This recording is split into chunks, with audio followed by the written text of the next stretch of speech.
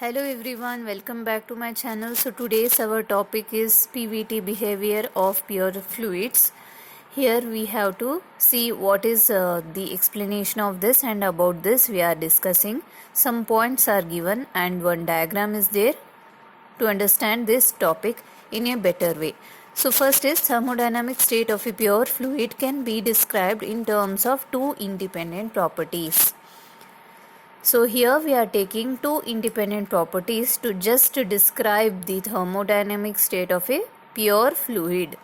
So here the thermodynamic state of one component system, for example water, is taken as our reference, represented as function of pressure and volume.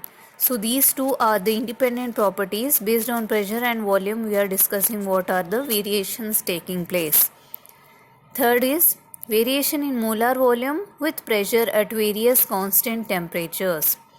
So here PVT, here you can understand that there are three parameters which we are taking into most important consideration, that is pressure, volume and temperature. Based on this we are seeing what is the behavior or what is the changes, how it is changing, what is happening in pure fluids. So here initial state of the system at point A is represented in the diagram.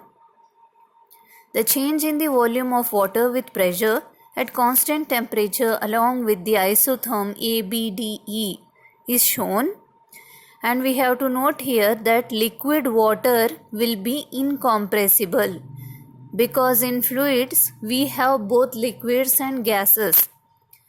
Fluids are the substances which will flow. So liquid also has the property to flow, gases will also have the property to flow. But the thing is that compressibility is not found in liquids. It is only found in gases. So this is the note point here. Change or reduction in the pressure for change of state from point A to point B produces only negligible increase in volume. So the B point, when it is reached, vaporization will begin. As a result, rapid increase in volume happens. See what happens when there is vaporization, it is converting into gaseous form. At the B point, substance will convert into gaseous form where there will be a lot of entropy or the disarrangement of the particles happen. So what happens as a result of this? The increase of volume is also happening in this particular stage or point. From point B to D, two phases, liquid and vapor, are in equilibrium. So point B to D we have joined there where the two phases like liquid and vapor will coexist and they are in equilibrium. So the temperature and pressure will remain constant during phase change as indicated by the horizontal position of isotherm BD. So next is the vapor and liquid will be coexisting in equilibrium and are saturated phases. See, when they are coexisting in the state of equilibrium, they are called as saturated phases. So point B is the saturated liquid phase where it is 100% liquid at this particular point only. Whereas when it reaches the point D, it will be saturated vapor now. Means it is completely in the 100% in vaporized form. So the pressure at which vapor and liquid will coexist is saturation pressure, and the corresponding temperature will be saturation temperature at this point.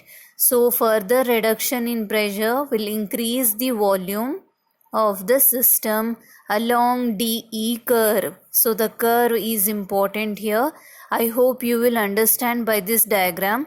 So first point, our initial point was A. From there we have discussed about point B.